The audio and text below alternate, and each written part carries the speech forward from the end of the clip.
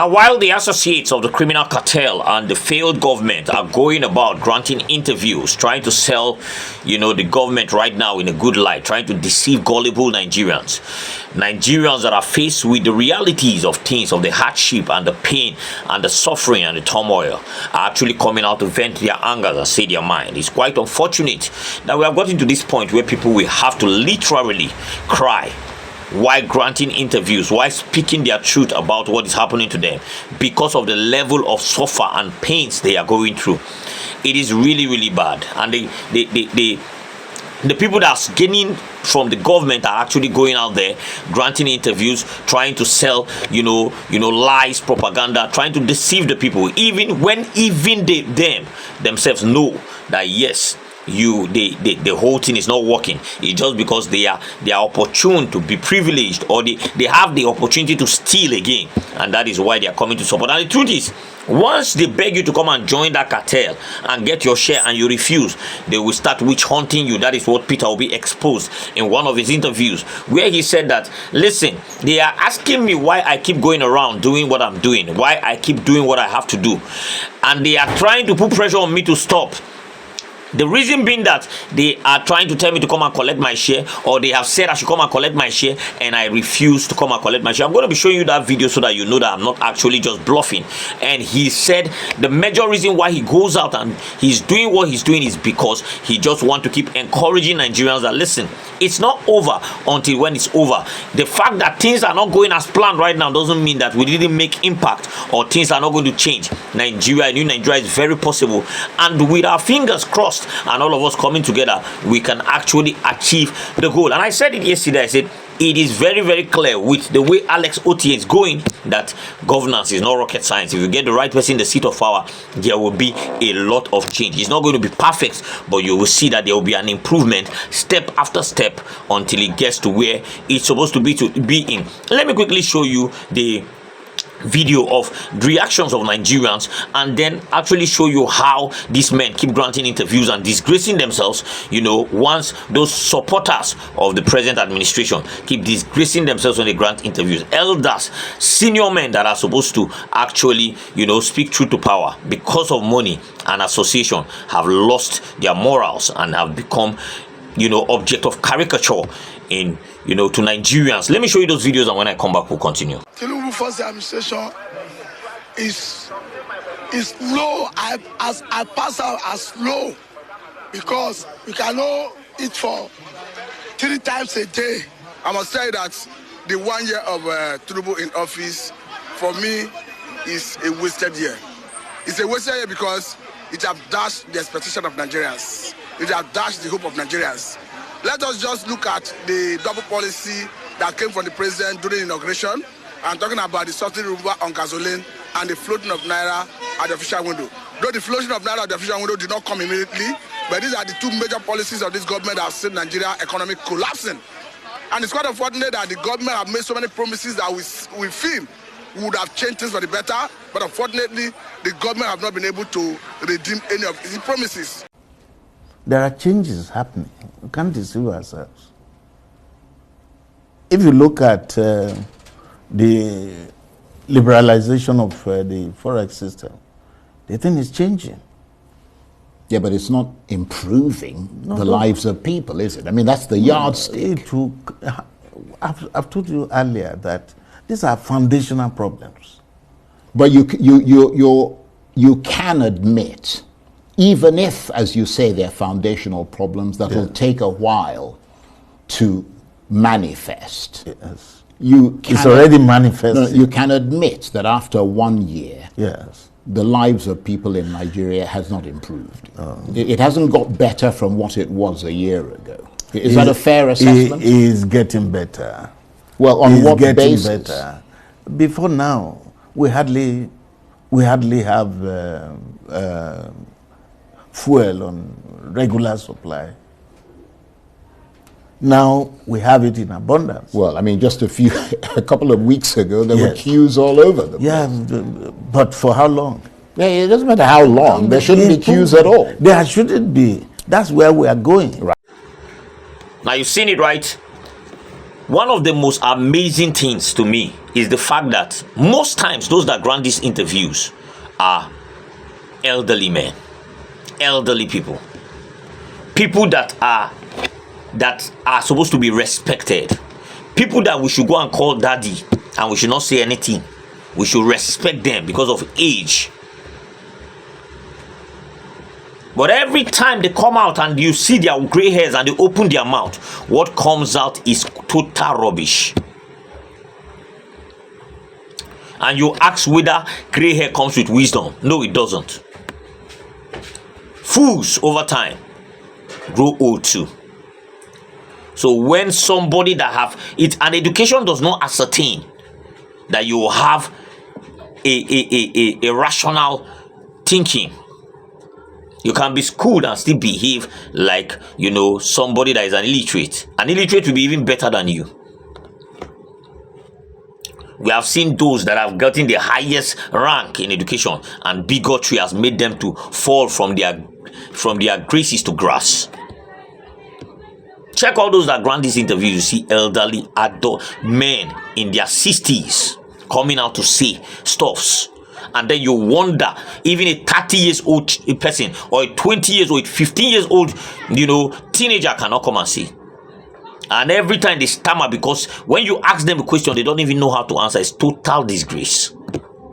While Nigerians are the ones facing the reality. Nigerians are the one passing through the hell on a daily basis. Nigerians are the one at the receiving end of everything. Nigerians are the ones that will have to cry, feel the heat. But because the government, they favor some of them, they come, grant interviews, say rubbish, disgrace themselves, and they move ahead. And the next minute, they will invite another person who will come there and still say rubbish. And every single day, there's a reason to give up hope. Because you start asking yourself, they told us we are the leaders of tomorrow. We've grown from childhood to adulthood, and we are still seeing the same people deceiving, lying to us. And unfortunately, they will tell us that we are obligated to respect elders that have failed, elders that foolery is what they are doing, elders that have become disgusting. But Peter Obi is still going around preaching a message of hope, helping Nigerians out, telling them that things can get better. Even though they are trying to hunt him down because he refused to come and collect his share. Let me show you that video, and when I come back, we'll continue. If we go to yesterday, that's why I said that people come to government and start reminding us of the past. We didn't hire you to tell us about this. We saw that things were bad. We're looking for a new CEO, so we hired you. What we want to hear is how to solve the problem. Don't remind us about where we're coming from, because where we're coming from was bad. If it was good, we wouldn't have hired you. So for me, it is not how bad things are. How do we solve it? Solutions to the past. What I'm doing now is part of it for me. Going around and preaching to people like you and saying, don't lose hope. Otherwise, if it's for Nigeria, it's about the election. I finished the election, I should go home now. What is all these things that are going around now? We can kind of saying this thing, today I'm saying it, and I can assure you, within the next 4 months, you see me in this month. I have other 5 places to go and say, what is this man doing? And the same system is questioning. Why are you still running around?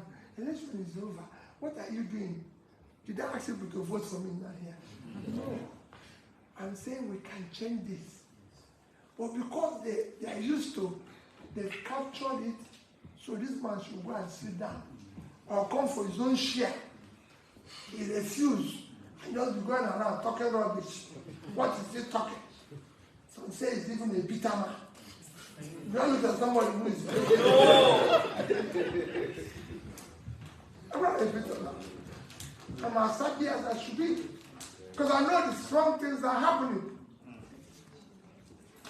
Thank you. You seen it, right? Came out to say it the way he feels it. See, the reason why I'm being witch hunted is because I refuse to back down. I refuse to come and collect my share. There was a time he told us, he said, they gave me a very juicy offer. I turned it down. And that is why they are haunting me and my family. The DSS are always following my every step.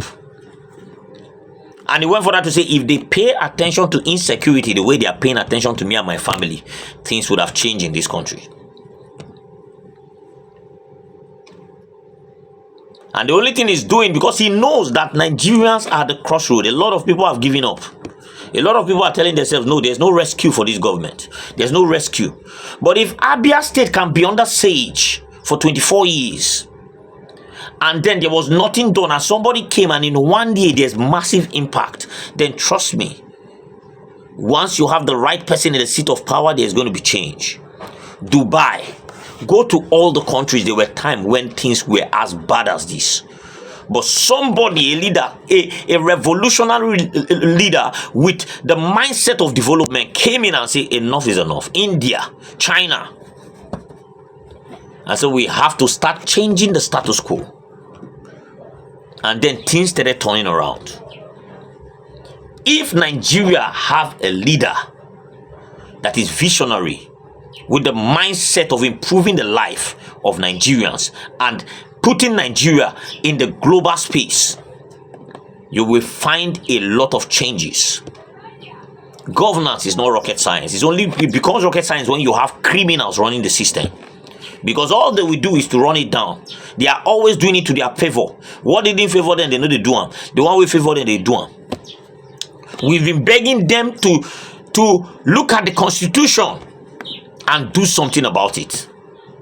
Senators have this thing has taken years from every this thing. They will say we are changing the Constitution. We are working on it. We are working on it. It's over 10 to 11 years. Nobody has done anything. But they wanted to pass a useless bill of changing the national anthem, and the first thing it didn't last 1 month. They had done it, and everything was done. Signed it into law. That is to tell you that these people are deliberate. Why? Because if they change the Constitution, a lot of them will not be favored again. They know that the present one is helping their criminality, so they will never touch it. And that is why change is difficult. But Peter Obi goes around and says there is still hope. Let us keep fingers crossed. Let us not give up. It's our country. Nobody go help us. Now us go help ourselves.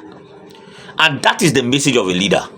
Everybody must understand that we need to come together, keep fingers crossed, and fight the common enemy. Because if we don't, we will be at the receiving end for the rest of our lives. Our children will come and they will be at the receiving end. Because it will never change. It is because these people ran away from a fight of yesterday, the older generation, and decided and gave up and decided to fall victim to the praise of this. As praise to these predators. And some of them decided that no, instead of me saying the truth, I'll soil my hand. And that is why you see most of them at that range of age don't have any sense of reasoning, don't have any sense of revolution. All they know how to do is to come and defend the wrong thing, because criminality is what is embedded in their mindsets.